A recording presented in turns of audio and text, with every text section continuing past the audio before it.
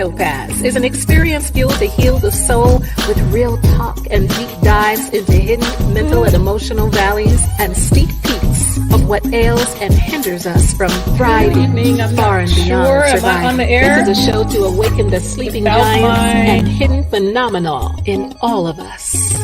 R&R. Welcome.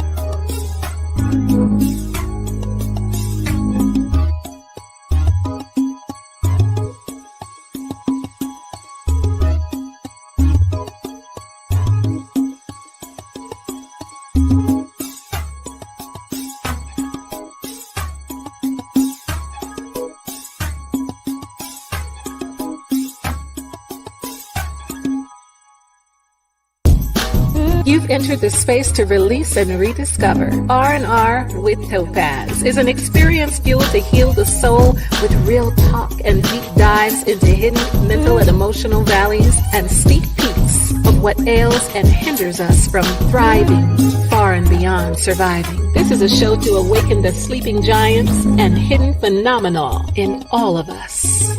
R&R. Welcome.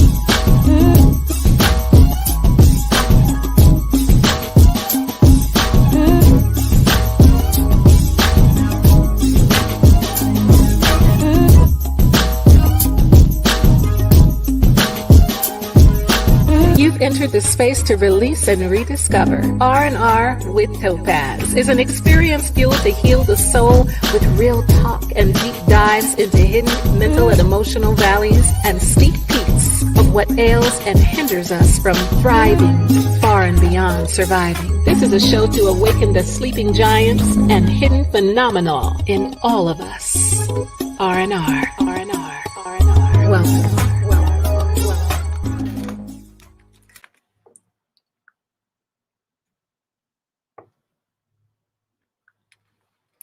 Well, good evening. Good evening. This is Topazz. You are watching R&R with Topazz. Welcome, welcome, welcome to the platform. This is Release and Rediscover. How's everybody doing out there this evening? You are invited to invite someone else to join the show this evening. Mental and emotional barriers. How's everybody doing out there this evening? You are invited to invite someone else. You don't need to hear all that. So, how's everybody doing? Go ahead and invite somebody else to come on into the space. Like, subscribe, and share. Like, subscribe, and share. This is R&R with Topazz, and you have tuned in to the right place for Monday Mind Matters. That's right, Monday Mind Matters. We're going to be delving into the deep places, those deep sea places that people don't like to go to, those conversations that people don't necessarily like to have, but we address those issues right here on R&R with Topazz. For those of you that are tuning in this evening because you were looking forward to hearing from Leslie, I have some unfortunate news. I got a message from Leslie approximately 30 minutes ago saying that she was not going to be available to be on my show this evening. For those of you that are aware, Leslie was in a situation with a high official here in Denver, in the city of Denver, and I won't mention the person's name, but most of you know who that is.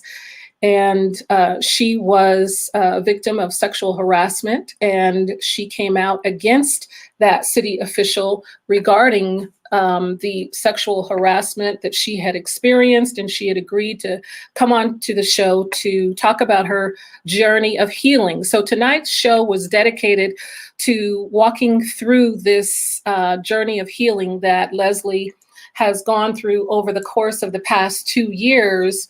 And she indicated to me that she had a personal emergency and was not able to come on the show. So that is rather unfortunate. And, you know, it also speaks to, I believe, just the ongoing trauma and difficulty of someone who has undergone some level of harassment or violation by a high official, and the pressures that are against that person's journey to recovery. It's an ongoing battle, particularly if you are still in the same workspace and are continuing to have to be in some level of contact, or whether it's direct or indirect, with that superior who has caused the damage. Now, again, she indicated to me that it was a personal emergency. So my hope is that at some point she will be able to reschedule. I'm looking forward to it. We had outlined what that conversation was going to look like. Looking at what it's like when you decide to go public with information about a violation that involves a community person, a leader in community, someone who is respected, someone who is in high stature of authority, and you take a risk and you have the courage to actually make such an outcry. And I admire her for what it took for her to get to the point to go public, press conferences, and then dealing with the fallout from that. And particularly since that story went national, that's a lot of pressure. And again, a lot of courage on her part to then have to withstand after the fact and then continue to persevere and move forward in her career, move forward in her personal life under such scrutiny. So my prayers are with her this evening, and I pray that all is well. I pray that, again, that she is able to follow through on her visit with R&R at a later date. In the meantime, I do have another guest who has agreed to come on, and I really appreciate her willingness to come on to the show. She's been on the show before, but tonight we're going to talk about her personal journey. She herself has experienced some victimization as a high-profile activist, particularly in the Indian American community, indigenous, for her work from Standing Rock, and even her latest venture out into some shark infested waters with regard to the courageous steps that she took to do some investigative reporting with regard to Tate Anderson and those allegations that were made against him. She is a journalist. She is an activist. She is an actionist. She's an incredible, courageous woman who steps out to do work in the community to ensure that people are safe, to ensure that the news that's coming forth, propaganda, is truth and not fiction. And when there are misleading or there is misinformation that is printed or brought forth through television media, social media, she's one of those people who is committed to making sure that the truth is told. So again, my apologies to those of you who are disappointed, who tuned in specifically to hear from Leslie this evening. Again, Leslie will not be with us tonight, but she has assured me that she will come at a later time. And her case is still a sensitive case, just because there were a lot of guidelines around what we could talk about, questions that I could ask. But nonetheless, with that, she had indicated that she was still willing. And so when the time is right, we will have that conversation. And the intent of this particular show with Leslie was not about bashing her violator, or anything like that. It was less about him and more about her, more about what it's been like for her, what she has had to be up against, what she has had to undergo in order to heal, in order for her to recover and to get to the space that she needed to be in, to rediscover that was not her life, that there's more to who Leslie is than that outcry, than that coming forth against that individual. And I just thought it was appropriate for her voice to be heard and for community to see her as the woman that she is, as the warrior that she is, as the person who has persevered in spite of all that was against her through that journey. So without further ado, I am going to go ahead and bring my guest on this evening. Again, as I'd stated before, this is not a first time appearance for her on R&R this evening. And so without further ado, introducing to some and presenting to others, Ms. Mona Saldillo. Is that right? Sort of? Cedillo. Go ahead and pronounce it for me, Mona. It's okay. It's okay. I can't hear. We can't hear you. I don't know if you're muted, but we can't hear you. Let me see here. I should be good.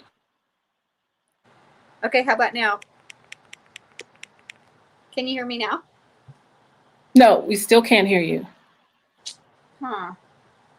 Okay, so production says they can hear you, but for some reason I can't hear you. That is crazy. So there's something going on this end. I'm not sure why I can't hear you. Let me see if I go to my phone,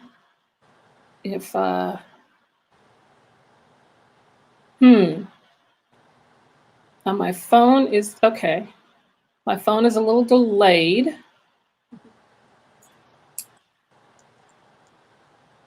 Huh. Okay, I can hear so you. production says they can hear you, but for some reason. Mm-hmm.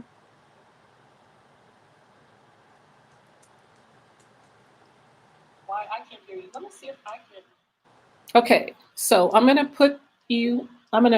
turn down the volume on here, and we'll go on my phone.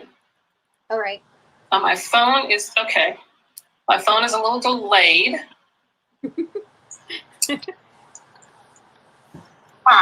Okay, I can hear you. Production says they can hear you, but for some reason. That's crazy. My phone is Technology. We're going to blame it on technology. Okay, production says they can hear you, but for some reason. Okay, Mona. So I'm going to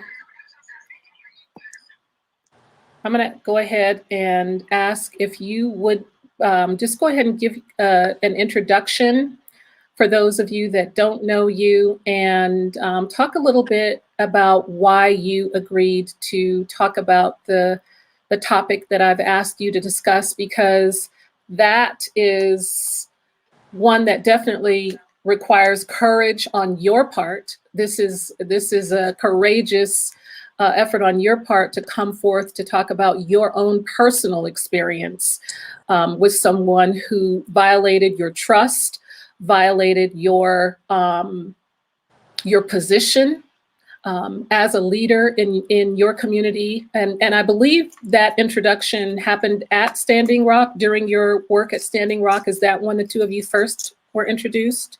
It was around the time of Standing Rock. I actually didn't get there Is that until when the two of you first were introduced? I actually didn't get there until after the camps were cleared. But I was doing work here as far as media work goes and attending rallies and protests. That I was doing work here as far as media work goes and attending rallies and protests. That I was doing work here as far as media work goes and attending rallies and protests. I'm going to have to ask our audience to just bear with me for a moment. Let me ask my production. If I turn off my computer and just go by my phone, is that going to cause a problem? Production. Come out and come back in and have her introduce herself. Okay, so I'm going to go out and come back in and see what happens. Okay. Audience, bear with us for just a moment. It's just me. Hi. Let's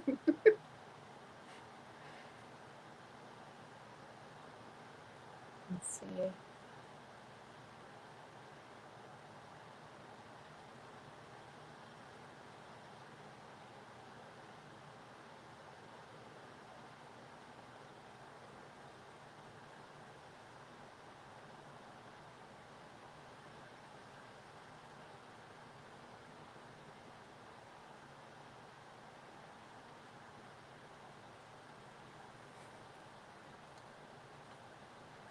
Literally drinking tea.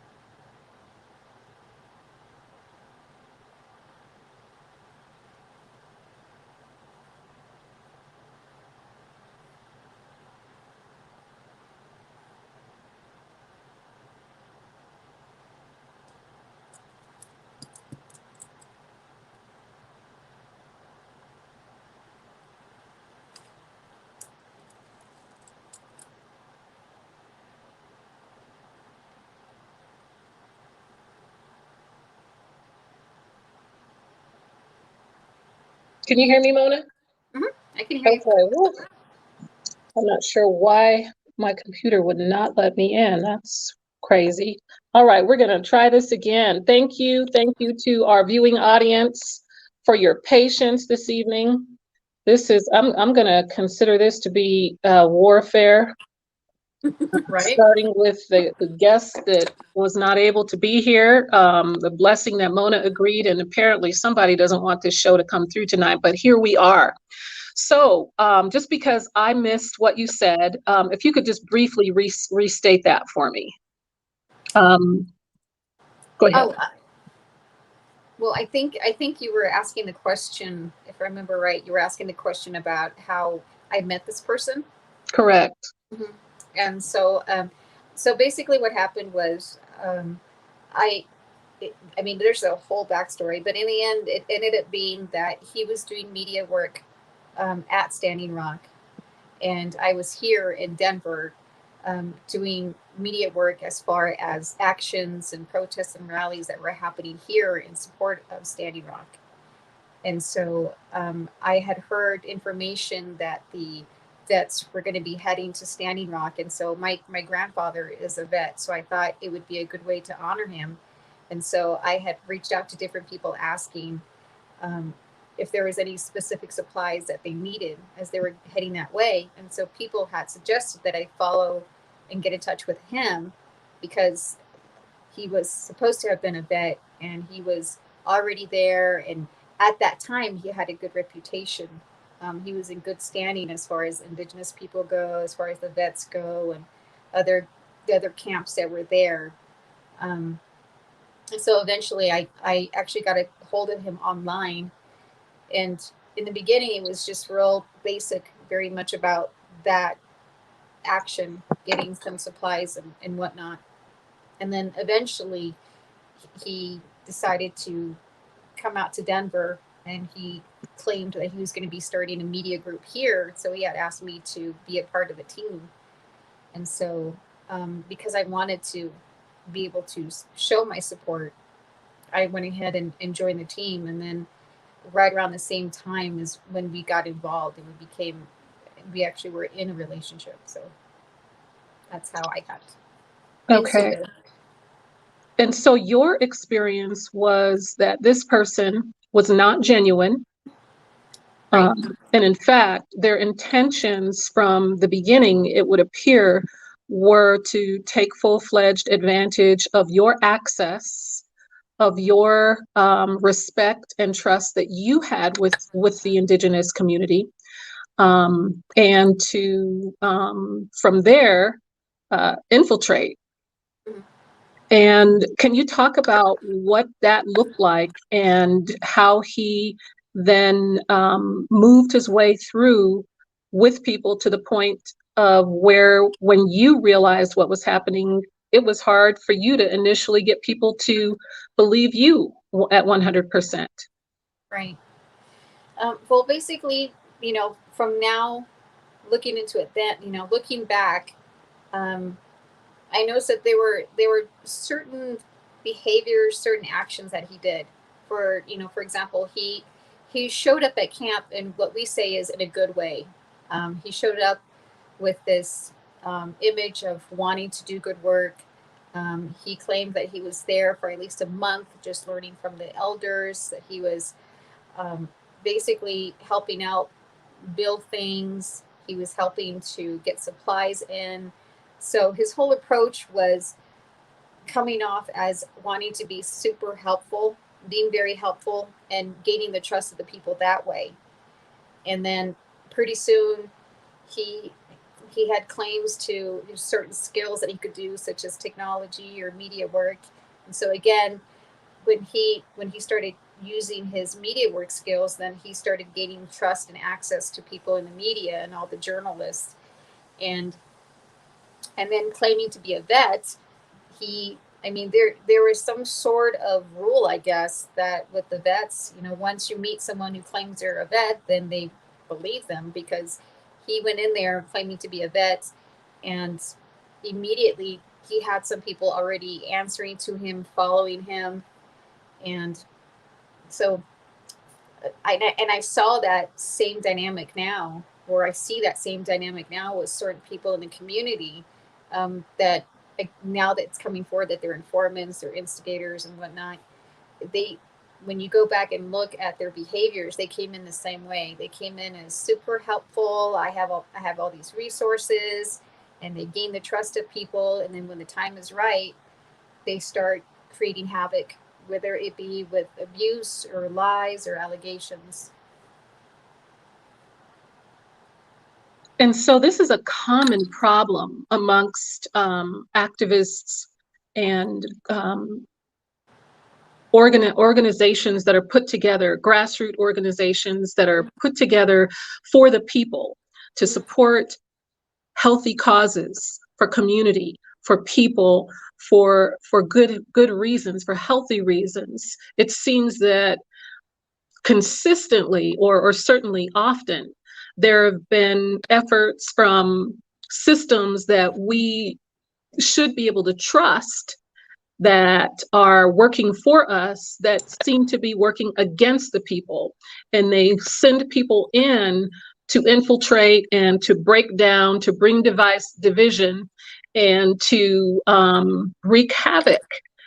And so what was some of the fallout that you ended up witnessing and experiencing yourself as a result of this individual's ill intent? Well, I would probably say I think the biggest harm was, other than the fact that it turned out that he was also taking advantage of other women, he was also seen and heard, just basically spreading rumors, just, nitpicking different people behind their back, and pretty much just tearing down whatever work they did. He was just constantly criticizing it, and he would spread rumors about talking to one person saying, I heard so and so said this about you. And then so you get these people who trust him, because of this whole facade that he had. And so people believed what he said. They believed that this person did talk bad about them, or if he criticized whatever effort they were trying to do at the camp, they would get discouraged. They would second guess themselves. They wouldn't want to proceed with whatever it is that they wanted to do. So it's like a slow form of sabotage against the cause, because he's exhausting people's motivation, he's exhausting their energy, and stealing from whatever forward movement that has been made, because now there's a breakdown. Now there's divisiveness amongst people who were once working together collectively. Yes.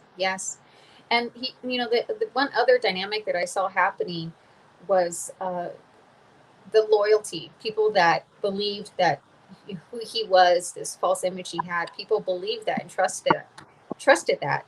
So when people like me and others that had bad encounters with him spoke up, people would say that we were lying, that it's not true, that you're just jealous, you're bitter, whatever it is. And so it started dividing the people that way as well, with people not wanting to believe and wanting to believe and getting mad at each other.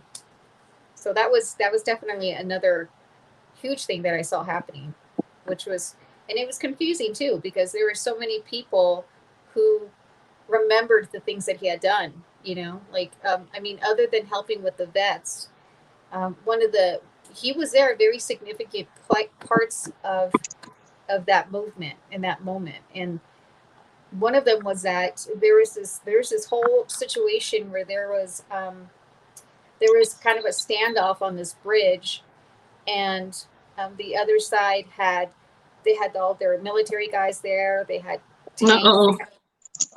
They had the whole water. They had the big water tanks, and so they were spraying everybody that was on the bridge. And he was there, and he was the only person to go up and stand on this one structure, and was basically yelling at the other side.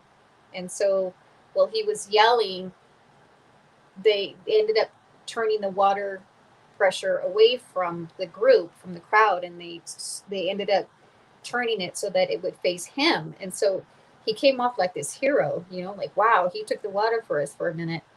And I do think that that was a tactic. I think that that was very specific to gain the trust of the people, to look like a hero.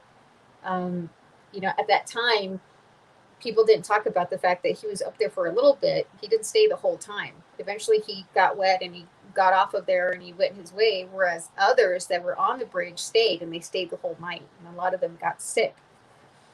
And another situation that he had put himself in was that he, on Thanksgiving Day, there's that whole moment where people were building a bridge from one side to the other to that, what they called the Turtle Hill. People were standing on it. And he was part of that group that built the bridge. And not just built the bridge, but he was standing there at the entrance. So as people wanted to cross over and get back on this hill, which was very important and sacred, he was one of the first people to be there greeting people. And so, again, he built trust. People said, oh, wow, he's here to be an ally. He's here to help us to, get our land back, to be heard. And then one of the other situations that he ended up being at, again, which was very significant, was when they were closing the camp, when their military was going in and they were clearing it out. They were tearing the structures down. They were basically tackling people, arresting people, chasing people off the land. He ended up being one of the people that stayed the whole time. He stayed in this teepee with Regina Bull, who people, they don't know, she's this, she was there many, many years ago on another stand that had happened. And so she's considered just this, amazing elder, very well respected, has a lot of wisdom. She's been a part of Indian movement for years. She was there in the beginning. And so and we all knew, we were watching live streams. People were talking about it. People were sharing about it. She was in the teepee and she was making a stand. She's like, I'm not leaving. This is my land. And he ended up being one of those people that stayed with her to the very end. And so some people who don't know, they thought, wow, that was so courageous and what an ally. He's doing it because he's white. He's doing it so that he makes sure she doesn't get tackled or beaten.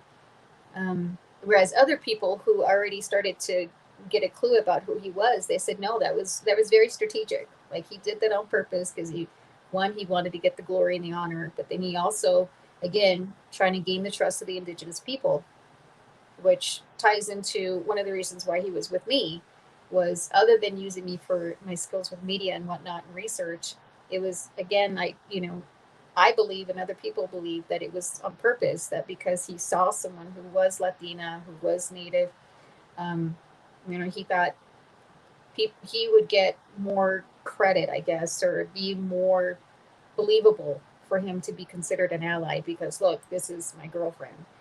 And so there's a lot of tactics that he used to try to gain the trust of the people.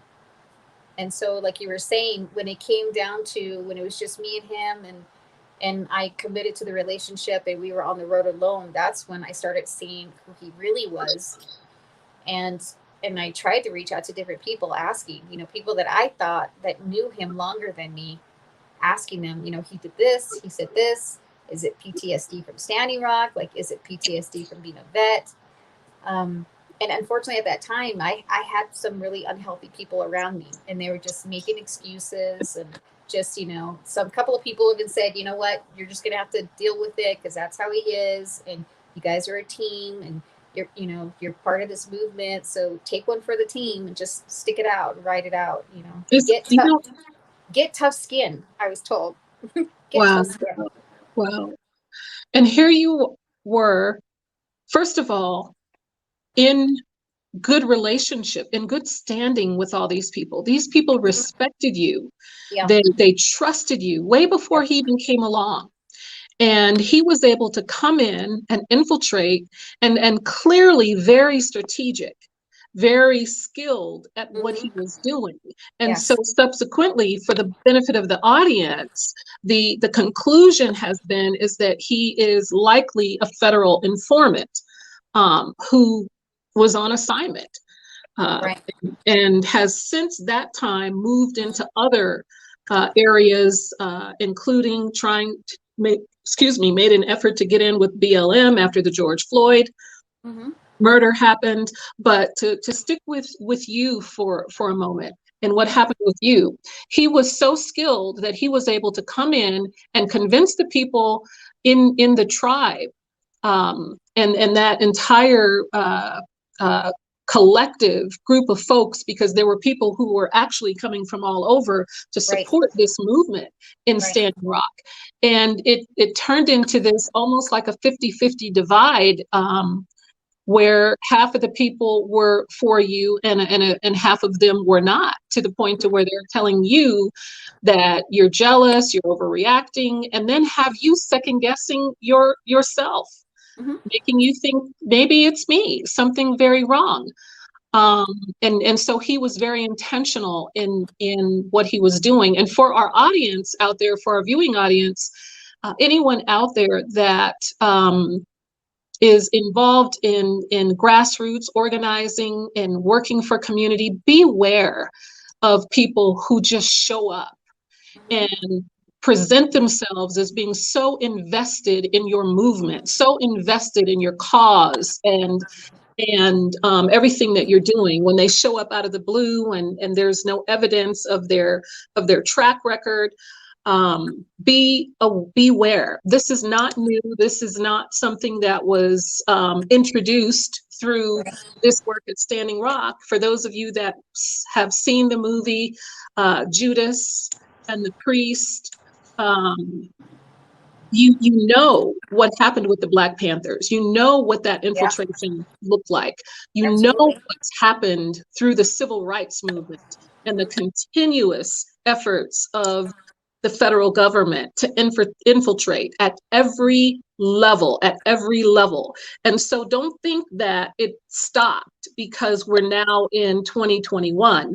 The systems that have been organized against the people are much the same, maybe more sophisticated, especially with all the technology and the social media. We've been experiencing a lot of that even in Denver locally with regard to some of the leaders that, the efforts to take leaders down. And then even we go back to Tulsa, we go back to Emmett Till, we just go back through history and the government work, even on the plantations and Jim Crow and all of the efforts that were intentionally made to bring divisiveness, to divide community, to divide families, to break up families, because there's power in in numbers and unity. There's power in unity. That is something that we have to remember. And when you have a group of people who are against your movement, against your cause, they're coming in to divide, to conquer and divide. And for anybody that's spiritual from a biblical perspective, it's not new to us either, because that's what the Bible speaks of. That's what spiritual warfare is about. That's what the adversary comes to do: kill, steal, and destroy at any means necessary. Does not want people working together, unified, from any perspective. And so I wanted to put that out there. But I want to shift a little bit, Mona, because I want to give some time to the impact on you personally. After here, you had trusted this person who not just infiltrated the community and this group of people, this tribe, that was working together for years, even before this whole attack against Standing Rock. But here was this community of people who've been working together for years. And so not only did he infiltrate that, but he infiltrated your heart. He came in and violated your trust at a level to where he was able to get you to let your guards down and become vulnerable to him emotionally. Can you talk about that? Sure. What I would like to say too, with regards to Standing Rock, part of the reason why it was so powerful and why it hurt so much you know, and not just him, but there were other infiltrators, there were other informants, and there were quite a few other women. One of them, Red Fawn, for people who don't know, she's another person that she was with somebody at Standing Rock, and the guy ended up being an informant. And you know, she ended up having to serve time in prison for something that she got set up for, that this guy played a part of. And she's a very significant Indigenous leader. She's known here in Denver in the Native scene, and she was very much known out there. And so she's another example. But there are other women that I've talked to that have all that the same thing happened to them. That this guy moved in, he ended up being, you know, ex-military guy, and he was there to get information, or this guy was there just to stir things up so people leave. You know, just to create havoc and break up that movement. But the thing about Standing Rock that made it so impactful was that it was the first time in history, and it may be the only time, that tribes from literally all over the world came to this one area. I mean, we had, there was people from New Zealand, there was people from Australia, there was people from England. I mean, there was people all over the world that traveled and went to Standing Rock, both Indigenous and not Indigenous, you know. And I remember that. Yeah, a Black Lives Matter group went out there. I mean, like literally, there were lots of people from right here in Denver that traveled up there. Yeah, there was. And so to see it get infiltrated, to see it get pulled apart, and see the fights and the arguments and all these different things happen. I mean, it was heartbreaking. So to me, that was part of the reason why I was in such a broken place when I met this person. You know, my mom had died a few years before, so I was still hurting from that. And I was really brokenhearted about what happened at Standing Rock. And there was a time we were all communicating, we were online and whatnot, and we were just like a big family. And so after everything happened, everybody pretty much just went their way. Everybody went back to where they came from, or some just moved. Some people had severe PTSD from everything that happened there, and they just basically checked out. You know, they just went off grid, and some people died and got sick from being there, from the water tanks. You know, that pneumonia or whatever it is, it stayed with them. And so, but when I met him, I was just in a very vulnerable place. I know that. And I was looking for a purpose. You know, my kids were getting older, and they didn't really need me as much. They were going out a lot. And so I just kind of felt useless and lost at that time. And I think that he saw that. And, you know, his whole presentation of, you know, use your media skills. Let's, you know, your presentation, the way you talk, you know, let's use that for good, and let's help this movement, and, you know, let's help change the world. And I was just so for it. I was like, yes, I have purpose now, you know, I have something to do. And right. But in the end, you know, it just and let me just jump in for just a second, Mona, because that's an important dynamic that I don't want to miss. Okay. Again, for the benefit of the viewers, in particular, to know how predators work. I'm going to go and qualify him as a predator. Absolutely. Predators look for people who are vulnerable. They look for opportunities to feed on your low self-esteem, your areas of insecurity. They look for opportunities to feed on that and build you up, make you feel special, make you feel better than you felt in a really long time, give you a sense of purpose, make you feel appreciated and loved. That's also a narcissist. Narcissists in relationships operate that same exact way, and they come in with that intent to build you up so that they can now, in their mind, have total control over you, because now you trust them. They do everything they can in order to get you to trust them, and then they begin to tear you down. Oh yeah. To violate, to take advantage, and to leave you feeling empty. And part of their goal then is to make you feel like you can't function without them. You are nothing without them, that you need them, and then they can control you. So I'm going to turn it back over to you at that. Yeah. I mean, that's exactly what happened. I mean, by the time at the end, I wasn't doing media work. I totally believed what he said, that, you know, my work isn't any good and my research is junk.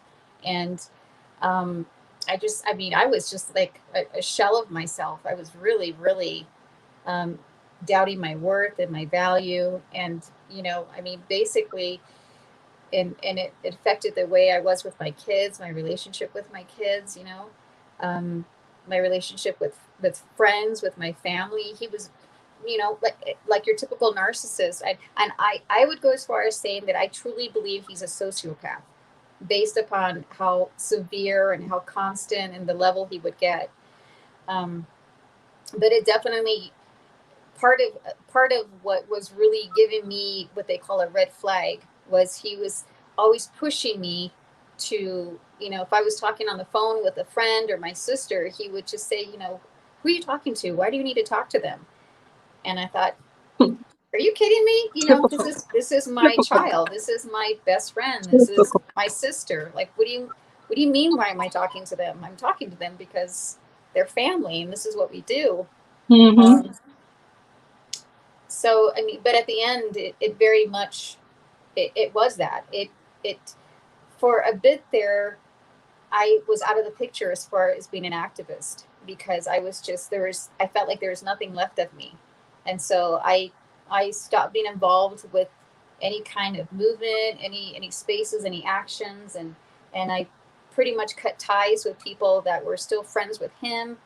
Um, I cut ties with some people just because they reminded me of the relationship. And so I lost you know, a good number of friends. Thankfully, you know, there were some that they went through that with me, and they understood, and they didn't pressure me, and they didn't give me a hard time. And they're still my friends to this day. And I really appreciate that.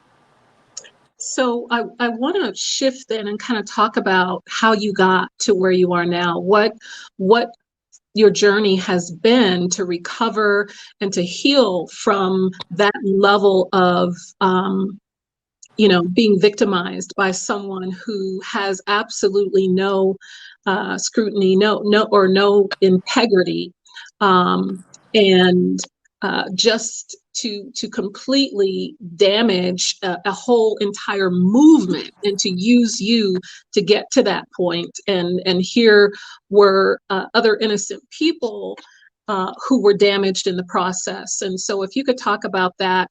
But before you do, I just want to remind our viewing audience, you are watching R&R with Topazz.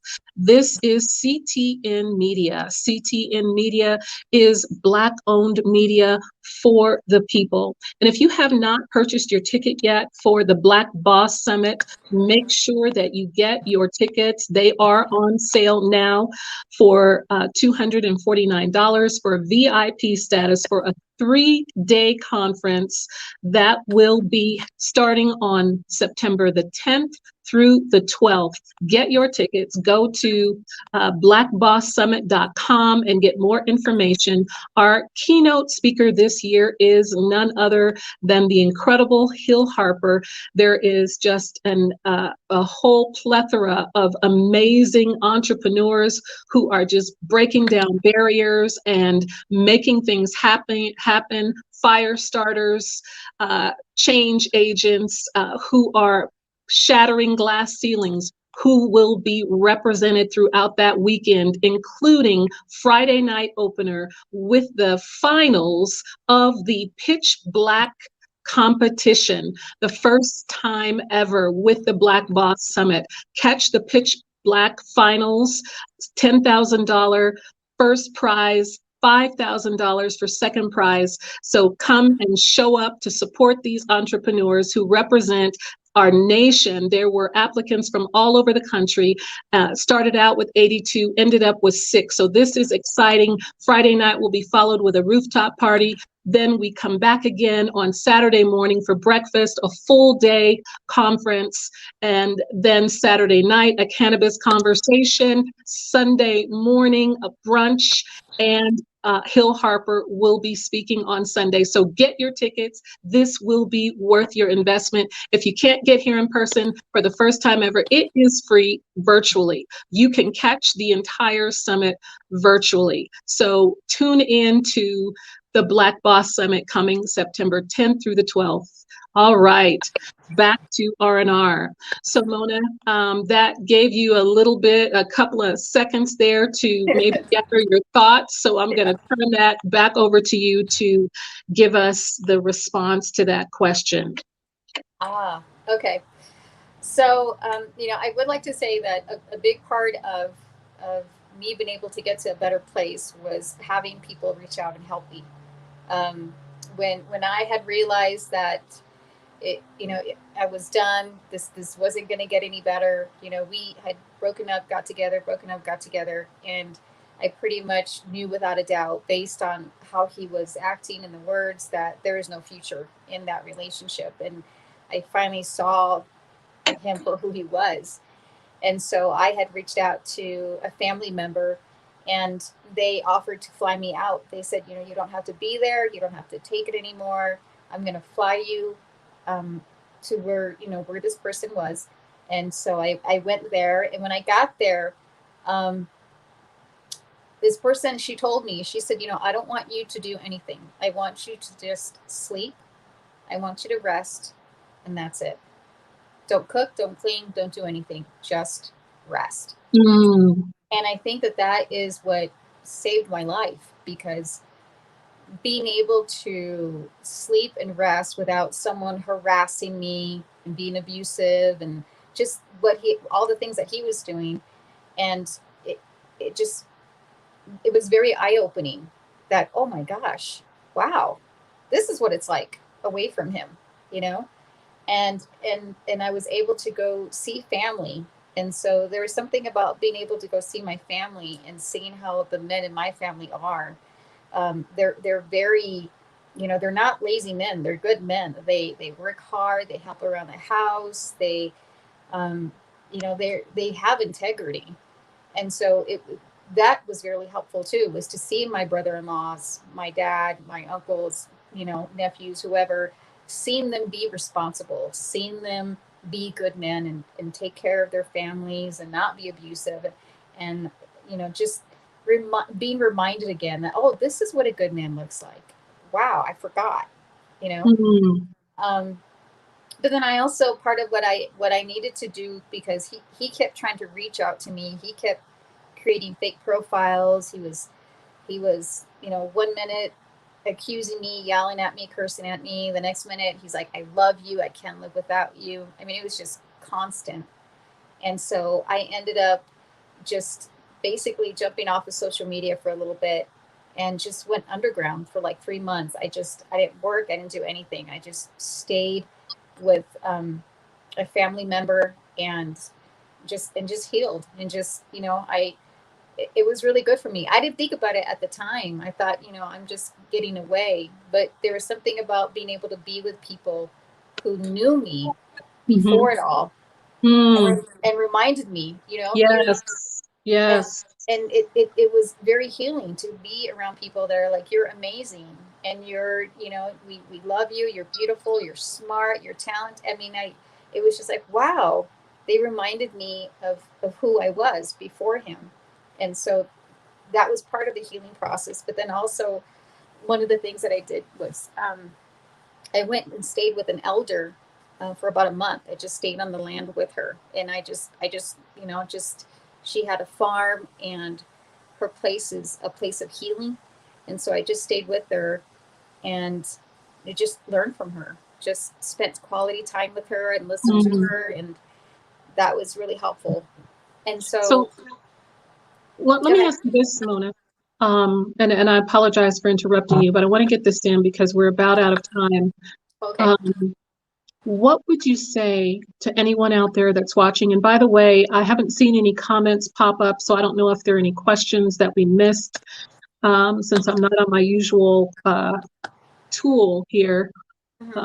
Who was the perpetrator with the indigenous community? Do you want to name him? Mona? Yeah, I'm fine naming him because I think it's important.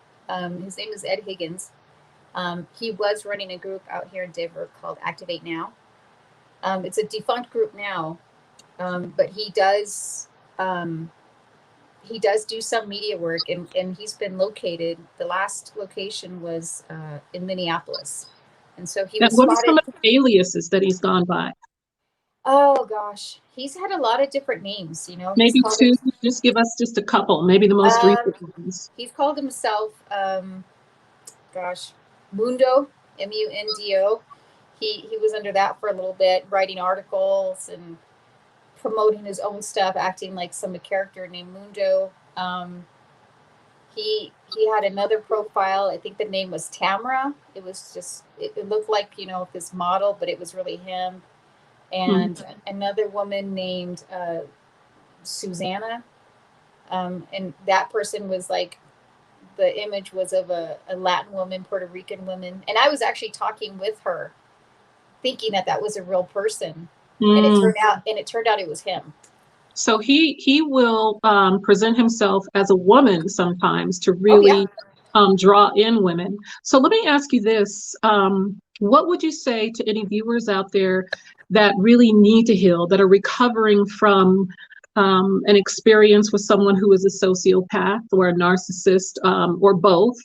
Because we know that all narcissists are not necessarily sociopaths, but every sociopath is also a narcissist.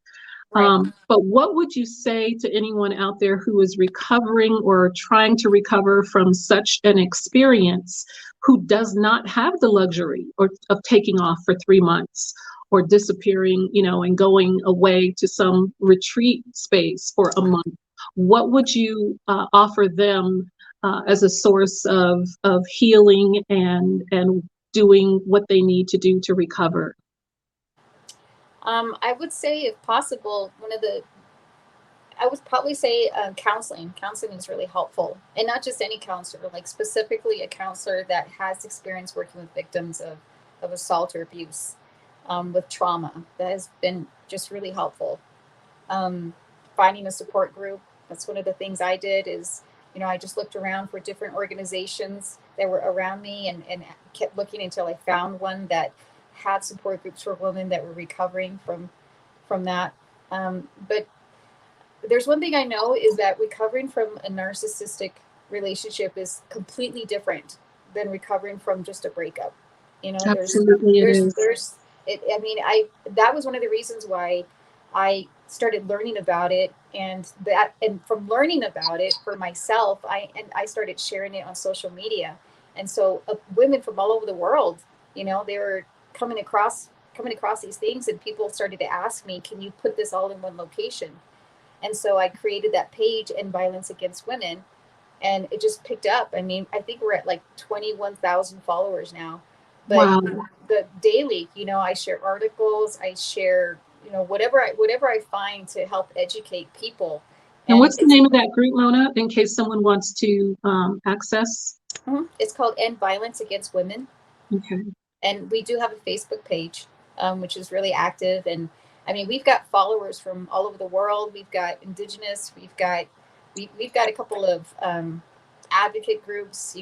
There's a few departments that detectives and whatnot. They're following the group, and so I just really basically just try to take everything that I've learned from the relationship, how it happened, the dynamics, and I just share that. And I don't always get to respond to everybody, but I do sometimes try to interact with the comments that are made, and it's been helpful to see victims reaching out to each other. Like, that happened to me too. So that's another thing I would recommend, is to surround yourself with people that believe you, that support you, because there are going to be people that, unfortunately, they don't believe you, or they're saying you just want attention. So it's important to make sure you surround yourself with people that do believe you, that do support you, that do want what's best for you. And everybody's recovery plan is different. What worked for me may not work for somebody else. And so just to remember that I don't think there's no perfect textbook of how women can recover from such a relationship, you know, and everybody's trauma is different. You know, one of the things is I used to really like living in a good open space, you know, like having different rooms and whatnot. But for me, I need to live like in a small place, like a studio or something. I need to have everything where I need to see where my furniture is. And I know part of that is the trauma because, Right. you know, even though I know he's not here, there's still, sometimes there's still a fear, like, is he around the corner? Is he in the kitchen? And it's just part of, you know, me Part of just that being aware of that. PTSD is what you're describing. Yeah. And Some just, PTSD. yeah. And to have, you know, just to have grace with yourself. Sure. You're not gonna, I mean, this happened back in 2017 and I still get triggers. I still sometimes remember things.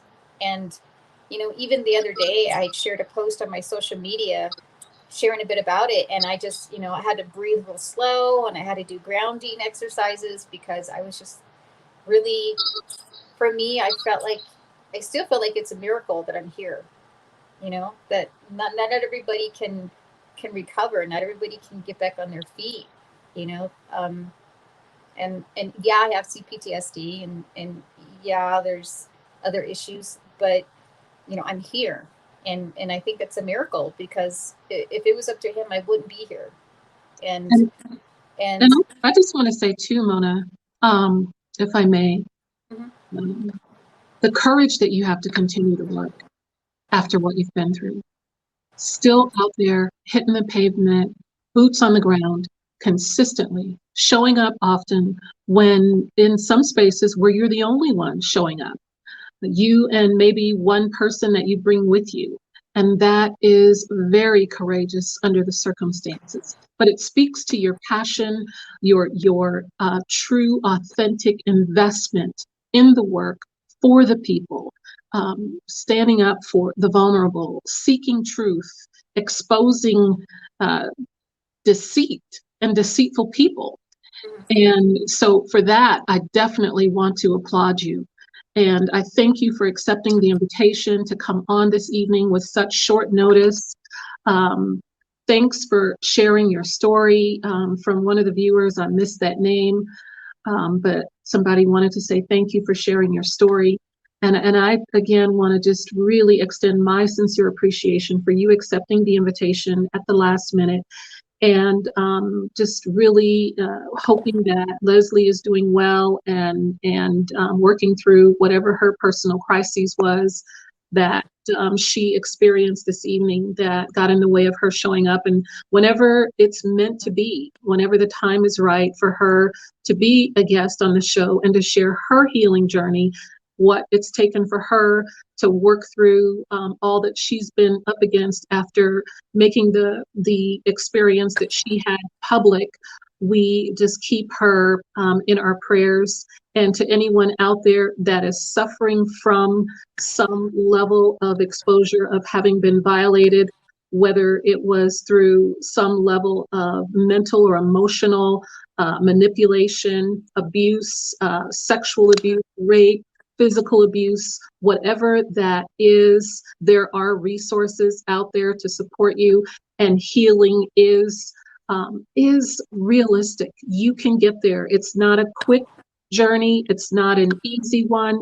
It takes work. It takes courage, but you can get there. And as Mona said, it's not the same for everyone. Some people need different approaches, different styles, and not every counselor or therapist is going to be a good match. So take your time and interview and connect with somebody that you really feel safe with, that you feel connected with. Surround yourself with people, as Mona said, who are going to speak life and build you up, people who trust you, people who will listen, people who will encourage you, but at the same time, not people who are going to enable you in a victim stance and keep you in a place to leave you feeling helpless and vulnerable, because you can come through this empowered and stronger than ever and more courageous than ever. And you can continue whatever work you started out doing, if that is still the desire of your heart, if that's still something that you have compassion for, if that's still something that you have drive for, much like Mona herself, who has, recommitted herself to the work for the people and the courageous steps that she's taken and made a difference in our community. Even recently, she talked about her story starting in 2017, but the work that Mona has been doing in Denver is now. It's now work. It's present work. And so we appreciate you again, Mona. Thank you so much for your heart and for your bravery and just for showing up the way that you do consistently. And she shows up for everybody. There's no particular group that she just shows up for the one group, but she shows up for everybody. And I just want to applaud you for that as well. Again, you've been watching R&R with Topazz. We are here on Mondays. Next Monday will be my last show for this season, will be my last episode, and then I'll be taking a break for a few weeks, and we'll be returning in mid-September. I'm excited for my guest next week. I have a male who is going to be a man in our community who's going to be talking about his story, his recovery from a heavy-duty traumatic experience from childhood through to young adulthood. So I'm really excited to have this gentleman on the show. And again, get your ticket for the Black Boss Summit coming September the 10th, 11th, and 12th, right here in Denver, Colorado. We'll be at the Clayton Hotel and the Chicard Saturday and Sunday in Cherry Creek. Those tickets are available. Go to blackbosssummit.com and get your tickets now. Powered by the Black Business Initiative. Come and hear from Denver's finest, and we have speakers from out of town, including the keynote speaker, Mr. Hill Harper himself. You don't want to miss this, and it is free virtually. We also have some scholarships for young entrepreneurs who are 30 and under. So if that's you, or if you know someone who is a young entrepreneur or who has just started a business that's a year or younger or less, that you've been in business and you could benefit from a scholarship, make sure that you reach out to BBI, or you can reach us at, let's see, I believe it's, you know what, I'm not even going to say because I can't even remember the name, what that email is at the moment. But if you go to blackbosssummit.com, go to the webpage and get information there. Let us know who you think would be a good candidate for a scholarship for the 2021 Black Boss Summit. Thank you for tuning in. Thank you for your patience through the technical difficulties that we had this evening. Look forward to seeing you next week. It's guaranteed to be an amazing show, another deep dive into courageous conversations, moving the pink elephants out of the way. In the meantime, have a blessed rest of your evening and week. God bless you.